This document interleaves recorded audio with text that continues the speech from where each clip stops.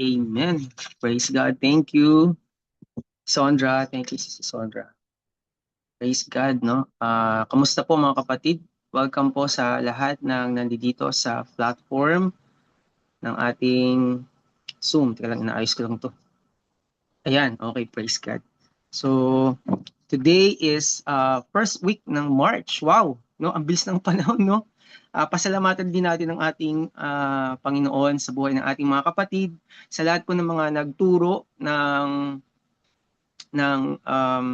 Book of Hebrews, no? Ang ating mga pastors and ating mga leaders na nakapag-share about sa book ng Hebrews. Maraming maraming salamat. At katulad ng sinabi natin, hindi agad natin tinutuldukan yung ating series, yung ating team. Kasi dito po sa ating church, tayo po ay may tema na pinag-uusapan. Every month, we have a team. At minsan, nag-exceed po tayo ng ating pong pag-aaral. Katulad ng sinabi natin, hindi agad natin tatapusin yung Hebrews.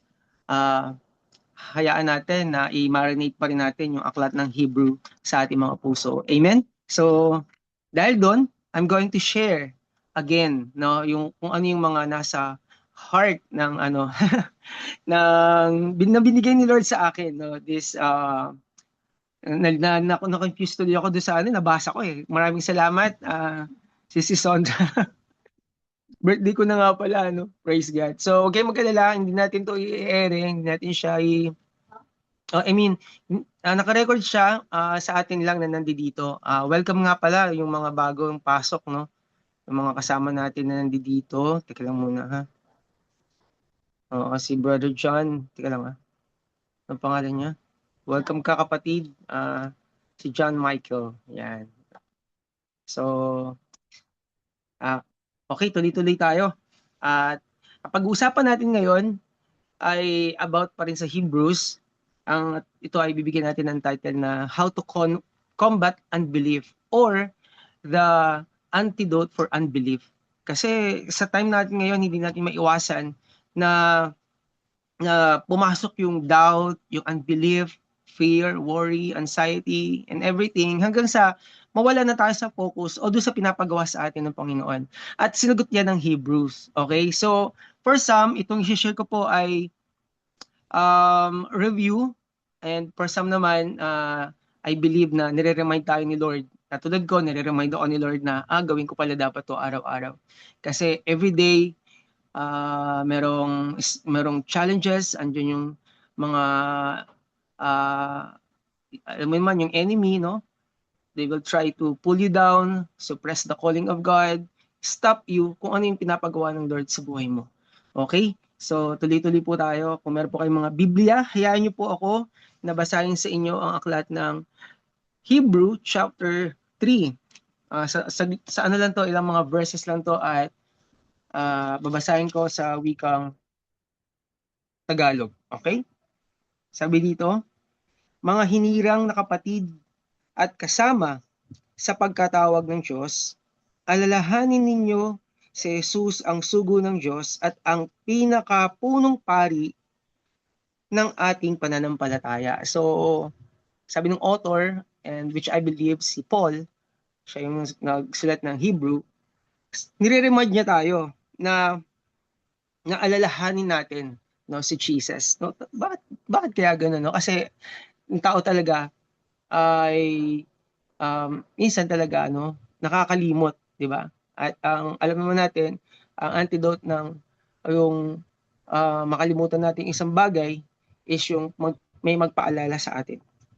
And then sabi dito sa verse 2, tapat siya, no? Ganun agad yung banat nung nagsulat, no? God is faithful, ang sabi niya. Tapat siya sa Diyos na pumili sa kanya.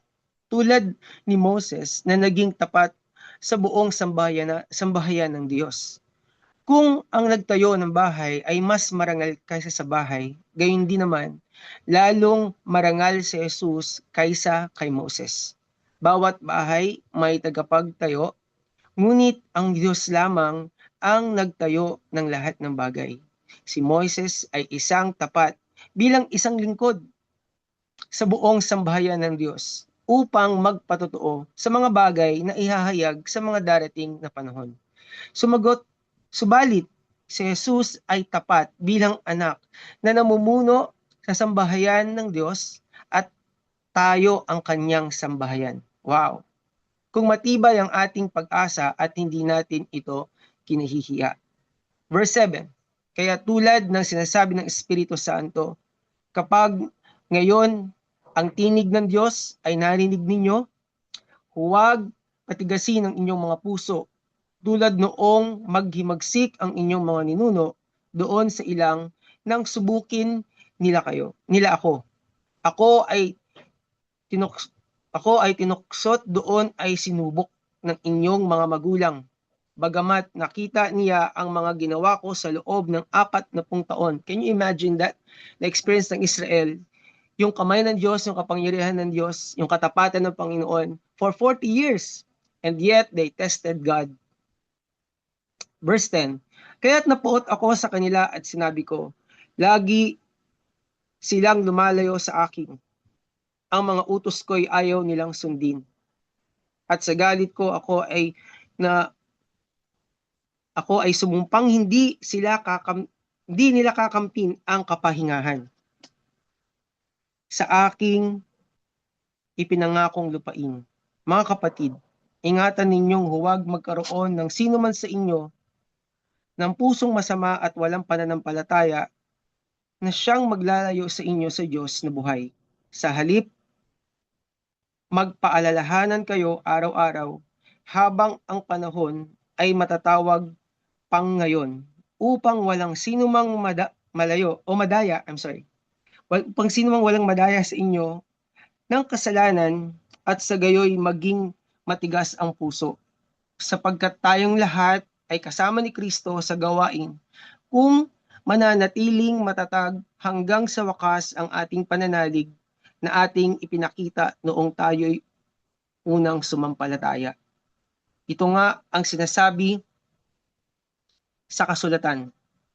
Kapag narinig ninyo ngayon ang tinig ng Diyos, huwag ninyong patigasin ang inyong mga puso tulad noong kayo'y naghimagsik sa Diyos. Sino ang naghimagsik laban sa Diyos? Kahit na naririnig nila ang kanyang tinig, hindi ba't ang lahat ng inilabas ni Moses mula sa Ehipto at kanino nagalit ang Diyos sa loob ng 40 taon? Hindi ba sa mga nagkasala at patay na nabuwal sa ilang? At sino ang tinutukoy niya ng kanyang sabihin, hindi siya makakapahinga sa piling ko? Hindi ba't ang mga taong ayaw sumunod? Maliwanag kung ganoon na hindi sila nakapasok sa lupaing pangako dahil sa kawalan ng pananampalataya. Tutuloy natin sa verse 4, chapter 4, verse 1. Kaya nga, habang nananatili ang pangako ng Diyos na tayo'y makapasok sa kapahingahan, sinabi niya, mag-ingat kayo at baka mayroon sa inyong hindi makatanggap ng pangakong ito, sapagkat tulad nila'y napakinggan din nila natin ang magandang ulit natin. Sapagkat tulad nila'y napakinggan din natin ang magandang balita, ngunit hindi nila pinakinabangan ang balitang kanilang narinig dahil hindi nila ito tinanggap ng may pananampalataya. Praise God, pagpalain ng Diyos ang kanyang mga salita. Alam niyo po, napakaganda nung binasa natin, and I believe na it's a good moment to remind ourselves na ang Diyos ay tapat. Nakita natin, paulit-ulit na inulit ng author yung kanyang saloobin, no? At huwag kalimutan ng Panginoon. Paulit-ulit niya sinasabi. Can you imagine that? Yung lahat ng mga contemporary ni Moses ay hindi po nakapasok sa promised land. Kaya nga may tinatawag na Joshua generation kasi yun lang ang nakapasok sa promised land. Okay? And to combat unbelief, kasi imagine, na-experience nila lahat ng mga signs, nakita nila natin dagat, nagkaroon ng tubig sa ilang, di ba? Sa galit nga ni Moses, pinukpok niya na nga yung bato. Ang sabi ng Lord, kausapin mo lang, no? Pero second time, nagalit siya, pinukpok niya, no? Hindi nakapasok si Moses sa promised land, pero nakita naman niya, no? Nakita niya yung promised land. And because of that, ang dami mga nangyari, bumuka yung lupa, maraming na mga namatay, at lahat ng mga ka-age ni Moses hindi nakapasok sa promised land. Ang nakapasok lang ay yung mga ka-age ni Joshua. Kaya nagkaroon ng Joshua generation. So kung mapapansin natin, imagine naranasan nila yung pag kumain sila sa ilang, 'di ba? Ng libre. May fried chicken sila doon. At hindi sila naiinitan. Imagine ang init-init sa disyerto, pero meron silang cloud of glory sa umaga, no? Sa tanghali, hindi sila napapasok sa init ng araw. At sa gabi naman, malamig, meron silang fire, no? Pillar of fire. Andun yung glory of God, nandun yung kapangyarihan ng Panginoon na sila ay ingatan. Andun ang anghel ng Diyos na sila ay binabantayan. Pero sa kabila ng ito, ay naging unfaithful sila. Can you imagine that, no? Nakakalungkot yung mga lumabas sa promised land, sa lupain ng pagkaalipin, patungo sa pangako ng Diyos, sa lupain na pinangako ng Panginoon, hindi nakapasok at sila pa mismo, yung mga hindi naniwala. So ano ba yung dapat na gawin natin para hindi tayo ma-fall sa ganong uh, situation na nangyari sa mga Israelites. Okay, pero syempre, no, dito sa church natin walang ganoon. Okay? Walang ganoon. Just naniniwala ako na yung ating pagkatawag ay sinelyo ng banal na dugo ni Jesus, at naniniwala ako we have the Holy Spirit, we have Jesus, and we have the Holy Spirit, and we are under the new covenant of grace.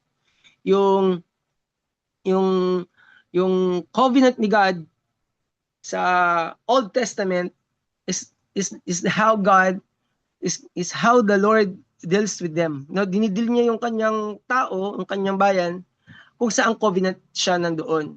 So kaya napakahalaga na malaman kung anong covenant o anong tipan ba tayo nasa napailalim. Kaya kung nasundan po natin yung pag-aaral natin sa Hebrew, makikita natin may mga nakapag-share, no, about sa new covenant, at pinagdiinan talaga nila na ito ay bagong kasunduan. No, this is a new covenant between God and man. At ito ay sinelyuhan ng dugo ng ating Panginoong Hesukristo. Praise God, amen, no? Hindi natin kayang pagtrabahuhan, hindi natin kayang bilihin. We don't need to perform, we don't need man's approval. Na-approve tayo ni Lord because of Jesus. What Jesus has done on the cross, His life, yung kanyang kamatayan, death on the cross, His resurrection, His seated at the right hand of the Father. Yun yung mga patunay na kung saan tayo ay tinubos ng Panginoon. Praise God, no? At sa pamamagitan ni Jesus Christ, yung mga nasa ginagawa ng mga patriarchal, yes, dun yung mga tatay ang nag-offer sa Lord, yung patriarchal stage, makikita natin dito na nire-represent yung mga tatay, at makikita natin na hinahalimbawa, 'di ba? Yung mga firstborn, yung mga in-offer sa Old Testament, yung mga rituals, yung mga symbols, those are the shadows ng darating. At ito na nga yung nangyari, no, sa ating panahon. At yan po ay na-explain sa atin ng ating mga kapatid, no, na mga pastor dito sa ating po pag-aaral ng Hebrews. Kaya po, kung in-encourage namin kayo, kung itong pag-aaral natin ay napaka-ikli lang, as a student of the Word, amen, at bilang anak ng Panginoon, no, bilang sons and daughters of God, you have a role. Do your diligence. Read your Bible. Amen? Read your Bible. Isa sa mga bagay na para i-combat yung unbelief is reading the Bible. And more than reading the Bible is meditate the Word. Amen? You have to meditate the Word. Sabi ng Joshua 1:8. Kasi marami tayong maririnig. There's a lot or many voices around us na pwede tayong i-pull, no, yung cellphone, ilang oras tayo nagbababad sa sa TV, I don't know kung may nanonood pa ng TV, or anything na pwedeng i-pull yung ating attention. Dapat nakafocus lang tayo kay Jesus. At paano natin gagawin yon? By meditation. Read the Word. Amen. Read the Bible. Ano ba yung mga promise ni Lord sa atin? Isa sa mga bagay na i-combat natin yung unbelief is through meditation. Kaya nga meron po tayo ditong 52-week journey, no? Reading yung ano natin thematic na devotion. Pwede po natin 'yan magamit. At ang goal natin ay hindi para dumami yung ating kaalaman at ipang-debate natin, kundi mapuno yung ating mga puso at yung salita ng Diyos na nalagay sa ating puso, ayun po yung bagay na magpapalago sa atin. Automatic na lang sa atin yung makapag-share ng word. Why? Because we are full of the word. We have the Holy Spirit. We have the Bible, and we have fellowship with one another. At napakasarap nun, no, na makapag-share tayo sa bawat isa dahil naniniwala tayo we are living in the last days. At kung ano man yung mga nakikita natin sa paligid, ayan yung mga isa sa mga signs na sinasabi ng Biblia na muling pagparito ng ating Panginoong Jesus. At abutan tayo ng Panginoon na ginagawa yung ating mga assignment. Yan po yung lagi natin pinapaalala sa bawat isa sa atin dito. Na abutan tayo ng Lord, hindi tayo busy sa kahit anong bagay, kundi abutan tayo ni Lord na ginagawa po natin yung sinabi niya para sa atin. Dahil ang kaligtasan po ay hindi po nakasalalay sa ating pastor, no? Ay, hindi, okay naman si pastor na nagpe-pray naman sa akin yun. Hindi po yun. Hindi okay yan yung ating mga magulang na nagpe-pray sa atin at nag-i-invite sa atin ng walang sawang ini-invite tayo sa gawain ng Panginoon. Hindi po. Kung ginagawa po natin yung ating assignment sa Panginoon, tinawag niya tayo at alam natin yung kanyang pinapagawa, wala pong dapat ikatakot. Amen?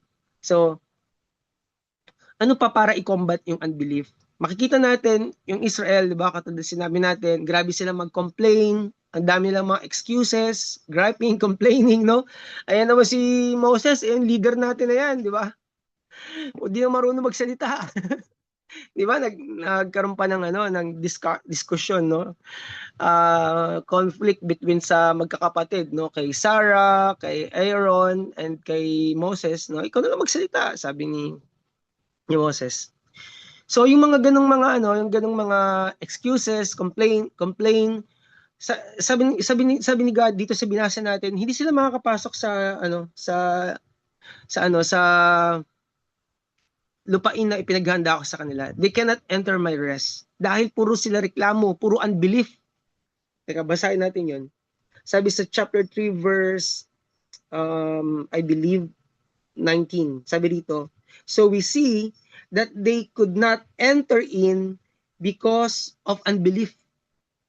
They could not enter dun sa promised land dahil sa kanilang unbelief. At ano ba yung unbelief? Ang sabi dito rin sa verse 12, ang sabi dito, beware, brethren, lest there be in any of you an evil heart of unbelief in departing from the living God. Yung unbelief is evil heart. No, hindi lang siya basta nagrereklamo sa leader niya o kaya dun sa yung nag-oversee sa kanila kay Moses, kundi nag-spread din sila ng negative na mga nagmarites sila. Yun, no. Nagmarites. Iba naman yung syempre yung good Samaritans, 'di ba? Tayo mga good Samaritans tayo. Pero sila, hindi lang sila marites, no? Talagang hindi lang sila nagsalita sa leader, kundi nagmarites din sila. 'Di ba? Sabi nila, "Nako, kaya ano yung nangyari? Nagkaroon ng rebellion, 'di ba? I believe dun sa Numbers 13 nagkaroon ng rebellion, no? At sabi ni Moses, nagplead si Moses, no? Sabi niya, Lord, nagsalita na kasi si God, no?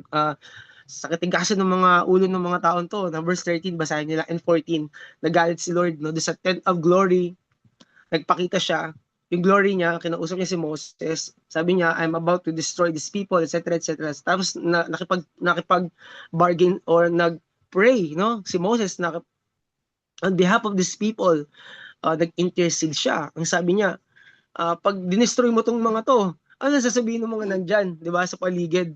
Kasi hindi mo sila nadala sa lupang pangako, kaya dinestroy mo na sila. Basta, ang ganda ng conversation ni Moses kay God. So, amen, no? Tayo ganun din, no? And sa katigasan ng ulo nila, bumuka yung lupa, di ba? Tapos, maraming mga namatay, ganyan. Talagang, yung kanilang evil heart, no, of unbelief, talagang sablay. So, sobrang daming sablay. At ano yung antidote? Persevere, endure. Ito, nadaanan to ng mga pastor natin, di ba? Na-share nila about sa perseverance, no? Amen. And then, refuse to doubt. Paano? Panghawakan natin yung promise ni Lord. Remind yourself, binasa natin kanina, remind ourselves about God's promise. Sobrang dami ng pangako ng Panginoon na nasa salita ng Diyos. Hindi tayo mauubusan. Amen. Then, katulad ng sinabi ko, yung daily devotion, ginagawa din natin dapat.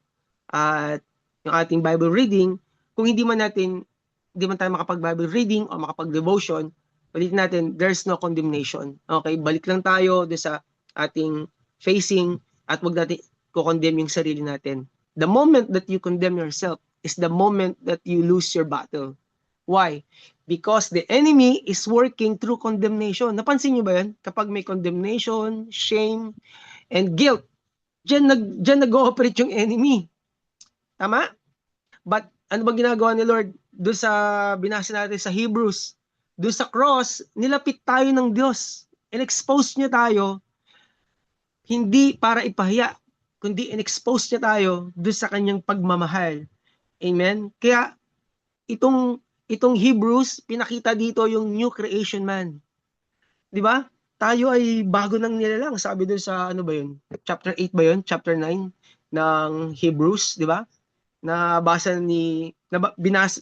Nilagay doon sa aklat ni Jeremiah, binigyan ng bagong puso, and that's a new creation man, and that's you. Ikaw 'yun. Kaya pag ikaw ay new creation man, talagang nananabik ka na makinig ng salita ng Diyos. Makasama yung iyong mga kapatiran sa Panginoon. Amen. And then, yun, communication kay Lord every day. Pray. Isa sa antidote yan para i-combat yung unbelief. I know, ngayon, may mga dumarating sa inyo na, alam ko na, ito yung mga, nire-remind ako ng Lord sa ganito para hindi ako tuluyang or, kasi di ba, struggle yan eh, no? Totoo ba talaga na maniniwala pa ba sa ganito, sa ganyan? Kasi ang dami mga nangyayari ngayon, di ba? Pero isa lang dapat nating tandaan. Jesus is coming back very soon. And we believe na kasama tayo, no? Na babalikan niya. Amen? So, remind natin na may magandang ang ating mga sarili na may magandang plano ang Diyos sa ating mga buhay. Yan yung pang-7. Amen? 7 po yung mga sinabi ko. Lagi nating sabihin sa sarili natin na may magandang plano ang Diyos sa akin. Amen? Alam niyo po ba, ang nakapasok lang sa promised land, yung sa 12 na fathers, ito yung mga leaders ng bawat tribes. Ang nakapasok lang ay si Joshua and Caleb. Diba? Sabi sa Numbers, kung ako nagkakamali, sabi doon, nakita na nila yung no, yung promised land. Pero ang nangyari, hindi agad nila napasok kasi andun yung mga kasama nila na 10 tatay, no? 10 fathers na skilled nga, no? Hindi man sila magiging leader ng bawat clan if they're not skilled at kapag hindi sila napili talaga na magaling talaga sa kanilang tribe. So kaya sila pinili at naging leader sila kasi nga marunong sila, may knowledge sila at alam nila yung gagawin nila. Pero sa 12 na yon, 2 lang yung nakapasok. So makikita natin doon na tanaw na nila yung promised land, pero ano sinabi nila?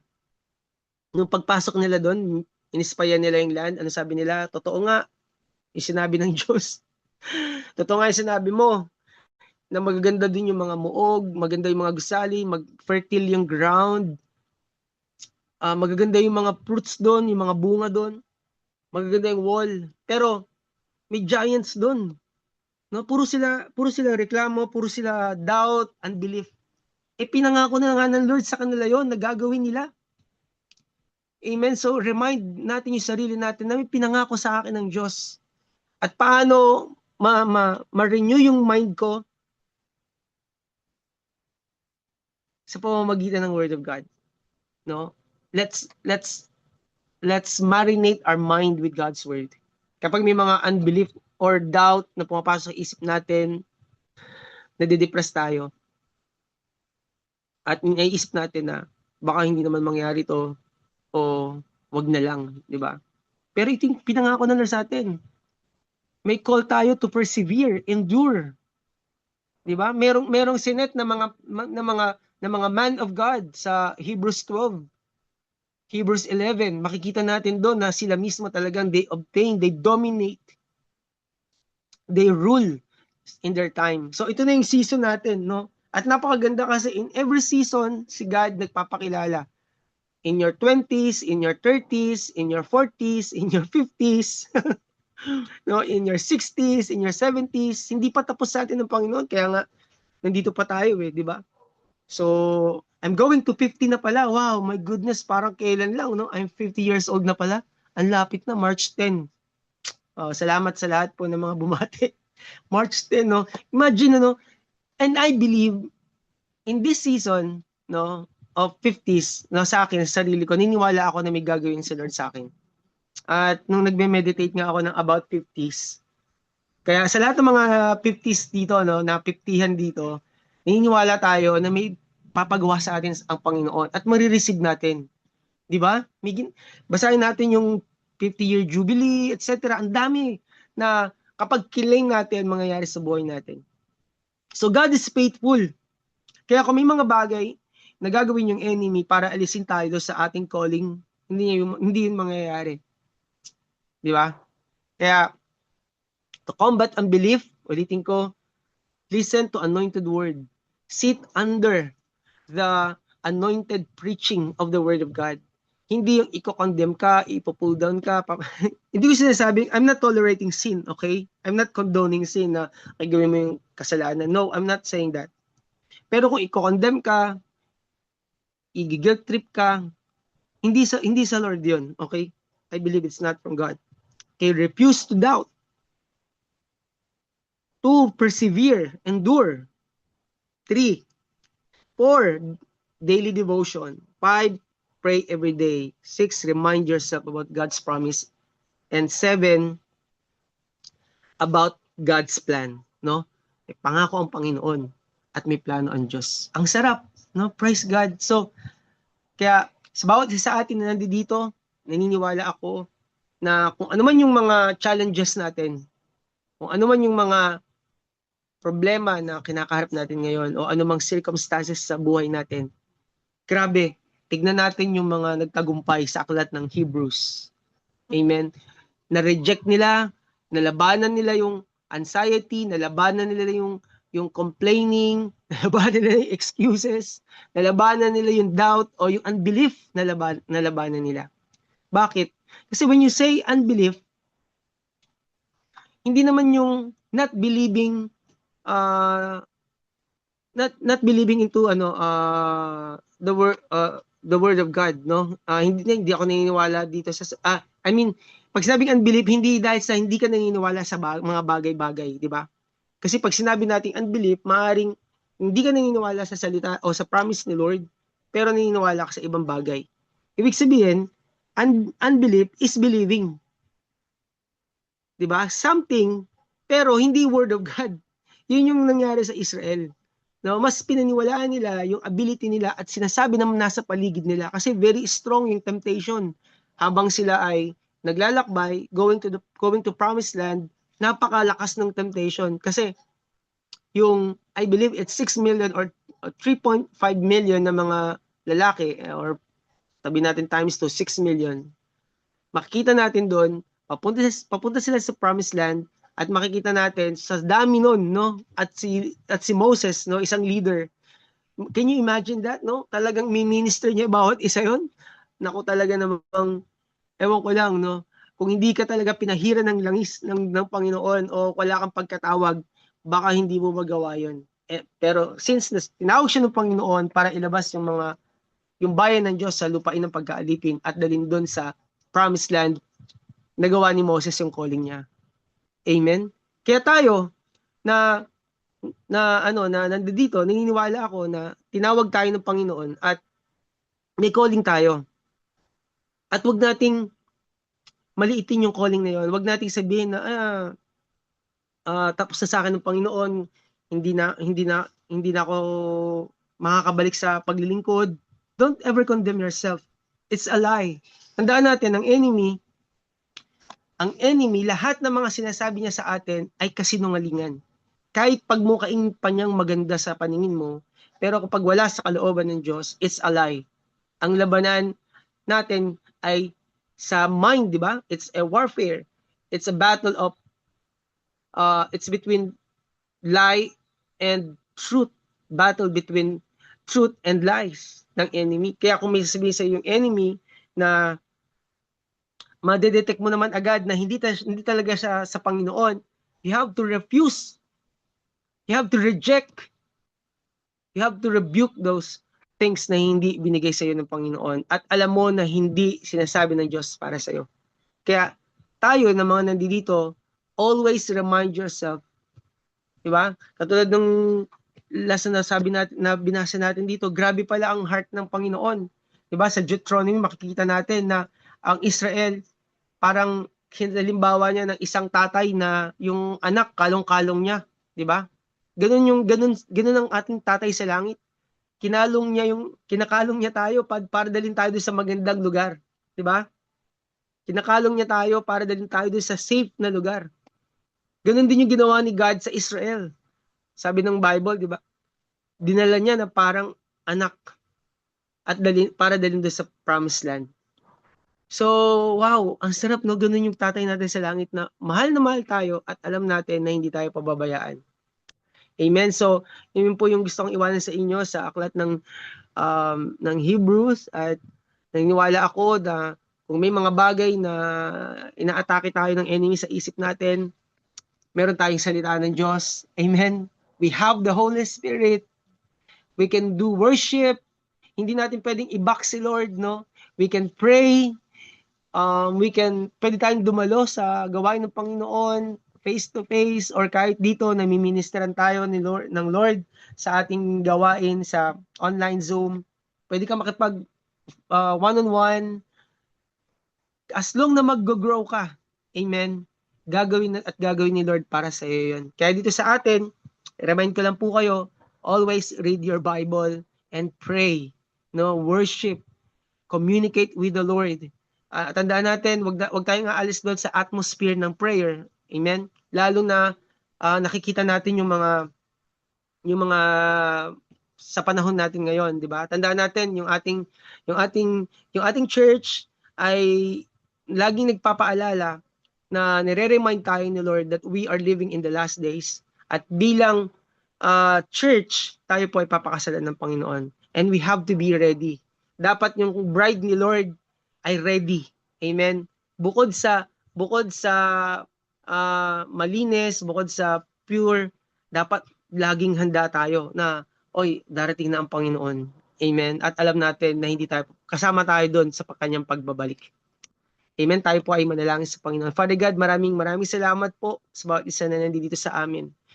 Kung may mga bagay po na nagda-doubt kami at tinitira kami ng enemy sa isang bagay, o may mga fear or doubt or unbelief, Lord, at ayaw na naming magpatuloy sa iyo. Ayaw namin mag-persevere as Christian. We come against that spirit in the name of Jesus. I rebuke that. That's a lie. It's not from God. It's a lie of the devil, and it's not from God. I rebuke that spirit in Jesus' name. Father God, right now, yung aking mga kapatid na nandito, dalangin ko po ang bawat isa. Hindi ko po alam kung ano yung kanilang situation ngayon, pero sa iyo aming Diyos, aming Ama sa langit, na makakagawa ng lahat ng bagay, walang imposible sa'yo. Anumang bagay ay kaya mong magawa. Naniniwala kami, Father God, na kaya mo kaming dalhin doon sa lupang pangako because we believe that the safest place is the will of God. The safest place is the plan of God. And right now, Lord God, we surrender our lives to you. Sinusuko po namin ang aming mga plano, ang aming mga buhay, ang aming mga kapatid, ang aming mga mahal sa buhay, ang aming trabaho, ang aming mga pangarap, ibinibigay namin sa iyo. Naniniwala kami na hindi mo kami pababayaan. Our future is secured, Lord. And we believe, Lord God, na kung ano man namang nangyayari sa paligid namin, there are wars and rumors of wars. We believe, Lord God, that you will protect the oil and the wine. You will protect the church and you will protect us, Father. Sa kahit anumang mga balita ng digmaan sa paligid namin, iingatan mo kami. Ama, ingatan mo ang aming mga kabuhayan. Father God, I release protection and I plead the blood of Jesus sa may mga trabaho, sa may mga business, andyan ang favor sa mga kadil, sa mga boss, andyan ang favor sa mga higher ups namin, Father God. Hindi kami mawawalan ng favor. We are highly sought out. I call you highly sought out. Kayang-kayang ipadala ng Lord ang mga clients, kayang-kayang iset up ni Lord ang iyong prosperity. I release right now financial prosperity in the name of Jesus. In the name of Jesus, another door of financial prosperity be open in Jesus' name. Lord, kayang-kaya mo kaming i-prosper even in the midst of famine. Yes, Lord, just like Isaac. Hallelujah. Even in the midst of famine, Lord, hindi mo pinabayaan. Thank you, Lord God, for Abraham, Isaac, and Jacob, Father God, na nag-set ng example, na sumunod sa'yo. Thank you, Lord God, sa mga men of God sa Hebrews 11, Hebrews 12, Lord, na mga sumunod sa'yo at hindi mo pinabayaan. And right now, Lord, I release healing in the name of Jesus. If you need healing, kahit yung kapatid mo o yung parents mo na nangangailangan ng healing, in the name of Jesus, I release that power to heal right now. And favor sa mga finances in the name of Jesus. Kung may mga bills, in Jesus' name, I call it paid right now. Lord, salamat because we believe, Lord God, that all our needs met and all our bills paid in Jesus' name. Receive your financial breakthrough and receive your healing right now in Jesus' name. Lord, sa mga mag-exam, sa mga kukuha ng kahit anong exam, there is wisdom for you and favor. Maalala mo yung lahat ng mga dapat mong isagot sa mga kukuha ng mga bar exam in the name of Jesus. Receive your favor. Makakapasa ka in the name of Jesus. You will pass the exam in Jesus' name. Father God, maraming salamat po. Tinataas po namin sa iyo, Lord God, ang aming gawain na ito at tawag po namin yung mga kaluluwa na makapakinig ng salita ng Diyos at makita po nila yung kanilang role in the last days, Lord. At dalangin po namin na sila po ay makasama namin o kung sa iba mang church, thank you, Lord God, ay lumago sa pagkakilala sa iyo, sa pagkakilala sa ating Panginoong Jesucristo at maging kagamit-gamit sa iyong kaharian. Father God, I release your favor in Jesus' name and blessings sa bawat isa. Amen. At habang pinapakinggan natin ang worship na ito, kausapin natin ang Panginoon. Niniwala ako na kinakausap ka ng Panginoon at may gagawin ang Diyos sa trabaho mo, sa family mo, and even sa sarili mo.